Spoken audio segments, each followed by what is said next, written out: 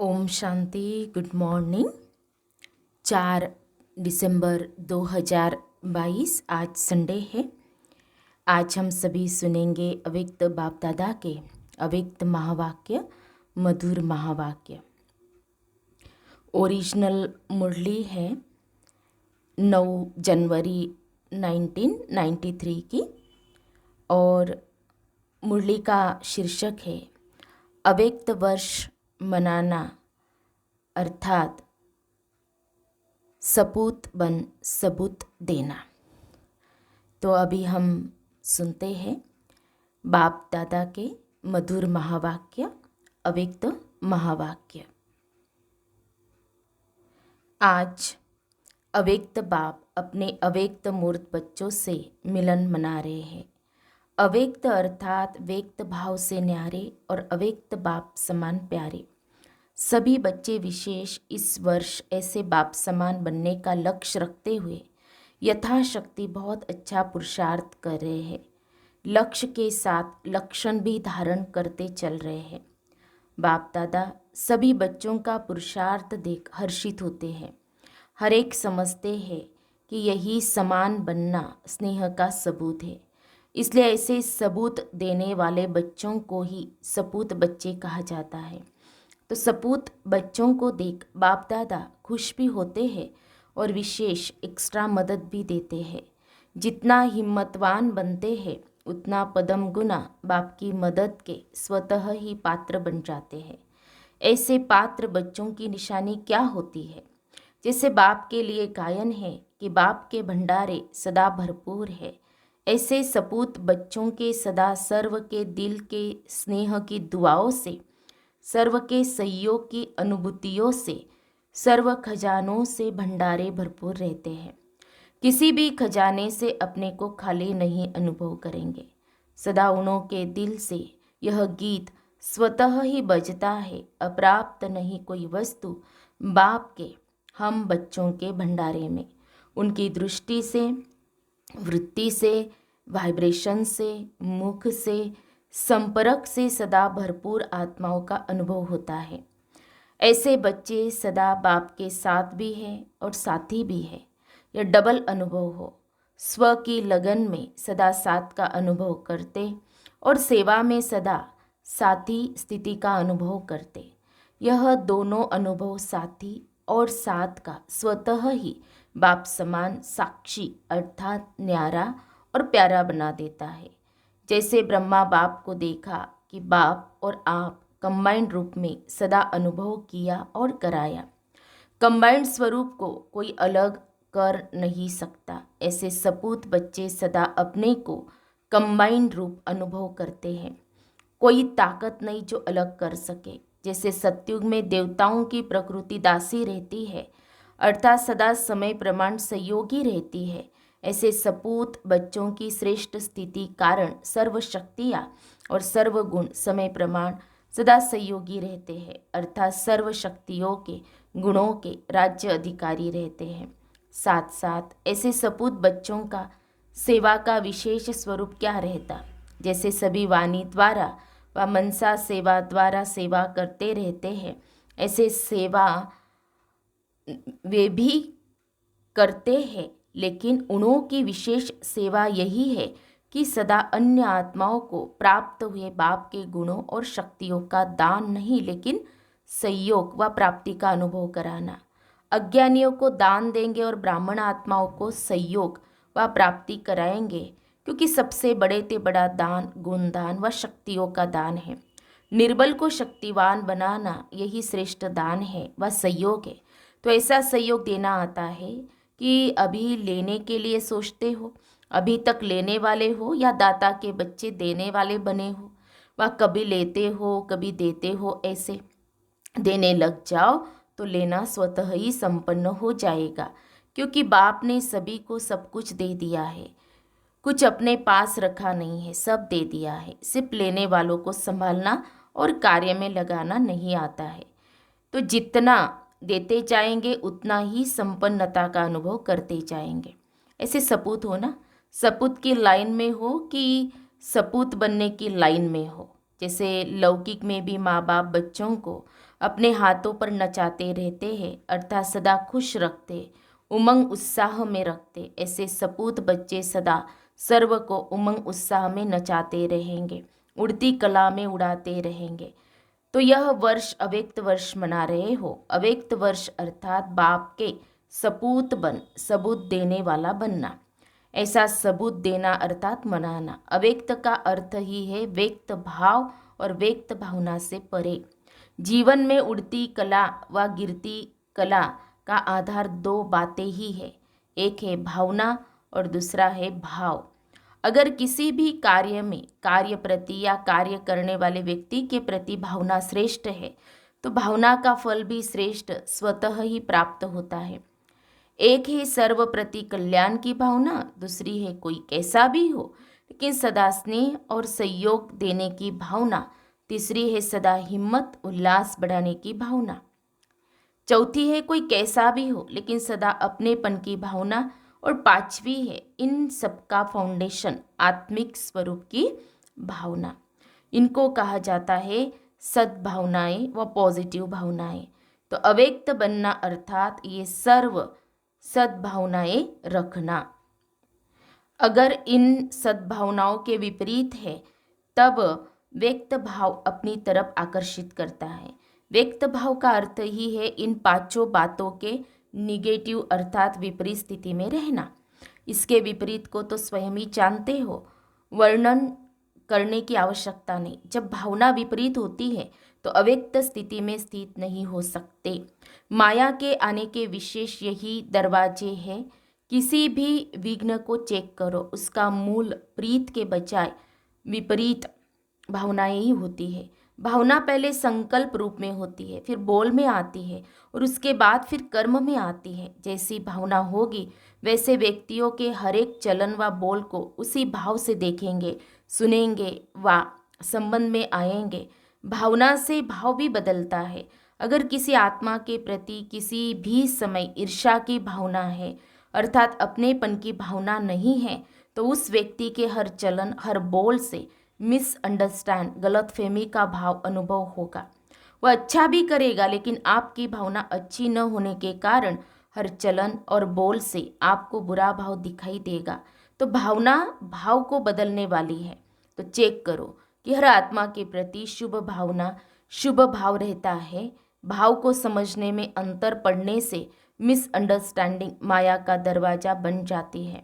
अव्यक्त स्थिति बनाने के लिए विशेष अपनी भावना और भाव को चेक करो तो सहज अव्यक्त स्थिति में विशेष अनुभव करते रहेंगे। कई बच्चे अशुद्ध भावना व अशुभ भाव से अलग भी रहते हैं, लेकिन एक है शुभ भाव और भावना, दूसरी है व्यर्थ भाव और भावना, तीसरी है साधारण भावना व भाव।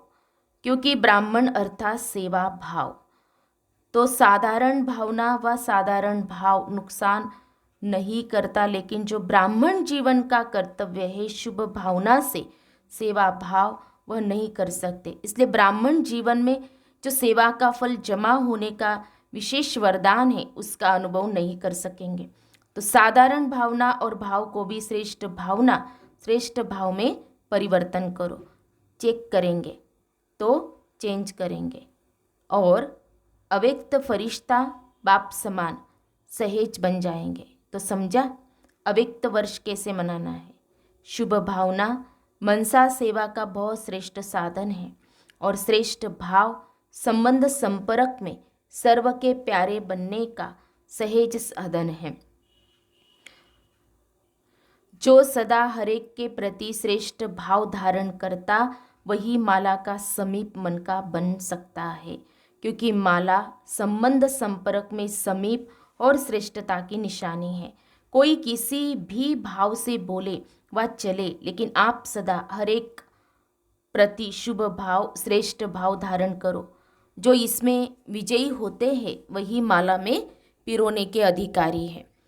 चाहे सेवा के क्षेत्र में भाषण नहीं कर सकते, प्लान नहीं बना सकते, लेकिन जो हरेक से संबंध संपर्क में शुभ भाव रख सकते हैं तो यह शुभ भाव सूक्ष्म सेवा भाव में जमा हो जाएगा। ऐसे शुभ भाव वाला सदा सभी को सुख देगा, सुख लेगा, तो यह भी सेवा है और यह सेवा भाव आगे नंबर लेने का अधिकारी बना देगा। इसलिए माला का मन का बन जाएंगे, समझा। कभी भी ऐसे नहीं सोचना कि हमको तो भाषण करने का चांस ही नहीं मिलता है, बड़ी बड़ी सेवा का चांस नहीं मिलता। लेकिन ये सेवा भाव का गोल्डन चांस लेने वाला चांसलर की लाइन में आ जाएगा, अर्थात विशेष आत्मा बन जाएगा। इसलिए इस वर्ष में विशेष यह शुभ भावना और श्रेष्ठ भाव धारण करने का विशेष अटेंशन रखना। अशुभ भाव और अशुभ भावना को भी अपने शुभ भाव और शुभ भावना से परिवर्तन कर सकते हो। सुनाया था ना कि गुलाब का पुष्प बदबू की खाद से खुशबू धारण कर खुशबूदार गुलाब बन सकता है। तो आप श्रेष्ठ आत्माएं अशुभ व्यर्थ साधारण भावना और भाव को श्रेष्ठता में नहीं बदल सकते। वाह कहेंगे क्या करे, इसकी है ये अशुभ भावना, इनका भाव ही मेरे प्रति बहुत खराब है, मैं क्या करूं, ऐसे तो नहीं बोलेंगे ना। आपका तो टाइटल ही है विश्व परिवर्तक। जब प्रकृति को तमोगुणी से सतोगुणी बना सकते हो तो क्या आत्माओं के भाव और भावना के परिवर्तक नहीं बन सकते। तो यही लक्ष्य बाप समान अव्यक्त फरिश्ता बनने के लक्षण सहज और स्वतः लाएगा। समझा कैसे अव्यक्त वर्ष मनाना है। मनाना अर्थात बनना, यह ब्राह्मणों की भाषा का सिद्धांत है। बनना है ना कि सिर्फ मनाना है। तो ब्राह्मणों में वर्तमान समय इसी पुरुषार्थ की विशेष आवश्यकता है और यही सेवा माला के मनकों को समीप लाए माला प्रसिद्ध करेगी। माला के मन के अलग अलग तैयार हो रहे हैं, लेकिन माला अर्थात दाने, दाने की समीपता। तो यह दो बातें दाने की, दाने से समीपता का साधन है। इसको ही कहा जाता है सपूत, अर्थात सबूत देने वाले। अच्छा, चारों ओर के सर्व स्नेह का सबूत देने वाले सपूत बच्चों को सदा बाप समान फरिश्ता बनने के उमंग उत्साह में रहने वाली आत्माओं को सदा सर्व प्रति श्रेष्ठ भावना और श्रेष्ठ भाव रखने वाली विजयी आत्माओं को सदा हर आत्मा को श्रेष्ठ भावना से परिवर्तन करने वाले विश्व परिवर्तक आत्माओं को सदा विजयी बन विजय माला में समीप आने वाले विजयी रत्नों को बाप दादा का अव्यक्त वर्ष की मुबारक के साथ साथ याद प्यार और नमस्ते। हम रूहानी बच्चों की रूहानी बाप दादा को याद प्यार और नमस्ते नमस्ते। ओम शांति ओम शांति ओम शांति। गुड मॉर्निंग बाप दादा, शुक्रिया बाप दादा, पद्मा पदम शुक्रिया आपका। फिर दादियों से मुलाकात। जानकी दादी जी से अपनी हिम्मत और सर्व के सहयोग की दुआएं शरीर को चला रही है। समय पर शरीर भी सहयोग दे देता है, इसको कहते एक्स्ट्रा दुआओं की मदद। तो विशेष आत्माओं को यह एक्स्ट्रा मदद मिलती ही है। थोड़ा शरीर को रेस्ट भी देना पड़ता है, अगर नहीं देते हैं तो वो खिटखिट करता है। जैसे औरों को जो चाहता है वो दे देते हो ना, किसको शांति चाहिए, किसको सुख चाहिए, किसको हिम्मत चाहिए तो देते हो ना। तो शरीर को जो चाहिए वो भी दे दिया करो, इसको भी तो कुछ चाहिए ना, क्योंकि ये शरीर भी अमानत है ना, इसको भी संभालना तो पड़ता है ना। अच्छी हिम्मत से चला रही हो और चलना ही है, समय पर आवश्यकता अनुसार। जैसे शरीर आपको सहयोग दे देता है तो आप भी थोड़ा थोड़ा सहयोग दे दो। नॉलेजफुल तो हो ही अच्छा है, क्योंकि इस शरीर द्वारा ही अनेक आत्माओं का कल्याण होना है। आप लोगों के सिर्फ साथ के अनुभव से ही सब बहुत बड़ी मदद का अनुभव करते हैं। हाजिर होना भी सेवा की हाजिरी हो जाती है। चाहे स्थूल सेवा न भी करे, लेकिन हाजिर होने से हाजिरी पड़ जाती है। सेकंड भी सेवा के बिना न रह सकते हो, न रहते हो। इसलिए सेवा का जमा का खाता जमा हो ही रहा है। बहुत अच्छा पार्ट बजा रही हो, बजाती रहेंगी, अच्छा पार्ट मिला है ना। इतना बढ़िया पार्ट ड्रामा अनुसार दुआओं के कारण मिला है। ये ब्राह्मण जन्म के आदि संस्कार, रहम दिल और सहयोग की भावना का फल है। चाहे तन से चाहे मन से रहम दिल और सहयोग की भावना का पाठ आदि से मिला हुआ है, इसलिए उसका फल सहज प्राप्त हो रहा है। शारीरिक सहयोग की भी सेवा दिल से की है, इसीलिए शरीर की आयु इन दुआओं से बढ़ रही है। अच्छा, फिर दादी जी से अच्छा सर्विस करके आई हो। ये ड्रामा भी सहयोगी बनता है और ये शुभ भावना का फल और बल मिलता है। संगठित रूप में शुभ भावना ये फल देती है। तो अच्छा रहा और अच्छे से अच्छा रहना ही है। अभी तो और भी अव्यक्त स्थिति द्वारा विश्व की आत्माओं को और सेवा में आगे बढ़ने का बल मिलेगा। सिर्फ ब्राह्मणों के दृढ़ परिवर्तन के लिए विश्व परिवर्तन रुका हुआ है। ब्राह्मणों का परिवर्तन कभी पावरफुल होता है, कभी हल्का होता है। तो ये हलचल भी कभी जोर पकड़ती है, कभी ढीली होती है। संपन्न बनने तो यही ब्राह्मण है। अच्छा, फिर चंद्रमणि दादी जी से बेहद की चक्रवर्ती बन गई, आज यहाँ कल वहाँ। तो इसको ही कहा जाता है विश्व की आत्माओं से स्वतः ही और सहज संबंध बढ़ना। विश्व का राज्य करना है, विश्व कल्याणकारी है, तो कोने कोने में पाँव तो रखने चाहिए ना। इसीलिए देश विदेश में चांस मिल जाता है। प्रोग्राम न भी बनाओ, लेकिन यह ड्रामा अनुसार संगम की सेवा भविष्य को प्रत्यक्ष कर रही है। इसीलिए बेहद की सेवा और बेहद के संबंध संपर्क बढ़ रहे हैं और बढ़ते रहेंगे। स्टेट का राजा तो नहीं बनना है, विश्व का बनना है। पंजाब का राजा तो नहीं बनना है, वो तो निमित्त ड्यूटी है, ड्यूटी समझकर निभाते हो। बाकी ऑर्डर करे कि मधुबन निवासी बनना है तो सोचेंगे क्या कि पंजाब का क्या होगा? नहीं, जब तक जहाँ की जो ड्यूटी है बहुत अच्छी तरह से निभाना ही है। इससे जानकी दादी जी से अभी कहे कि आप फॉरेन से यहाँ आ जाओ तो बैठ जाएंगी ना। बाप भेजते हैं, खुद नहीं जाती हो। आखिर तो सभी को यहाँ आना ही पड़ेगा ना, इसीलिए बार बार आते आते फिर रह जाएंगे।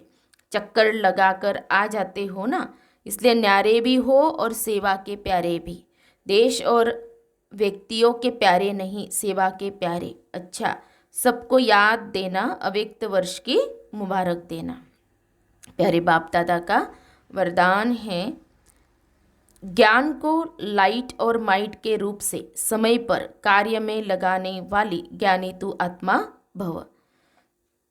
ज्ञान अर्थात नॉलेज और नॉलेज इज लाइट, माइट कहा जाता है। सब लाइट अर्थात रोशनी है कि ये रॉन्ग है, ये राइट है, ये अंधकार है, ये प्रकाश है, ये व्यर्थ है, ये समर्थ है। तो लाइट और माइट से संपन्न आत्मा कभी अंधकार में नहीं रह सकती।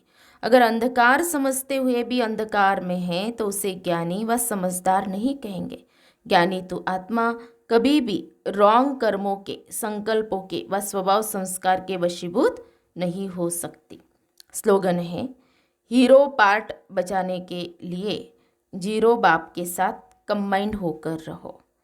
हीरो पार्ट बचाने के लिए जीरो बाप के साथ कंबाइंड होकर के रहो। तो आज हम सब ने सुने अव्यक्त बाप दादा के अव्यक्त महावाक्य, मधुर महावाक्य। विशेष बाप दादा ने हम बच्चों को अटेंशन दिलाया कि अव्यक्त वर्ष मनाना अर्थात क्या है। तो बाबा ने कहा कि बनना, मनाना अर्थात वैसे बनना, बाबा ने कहा।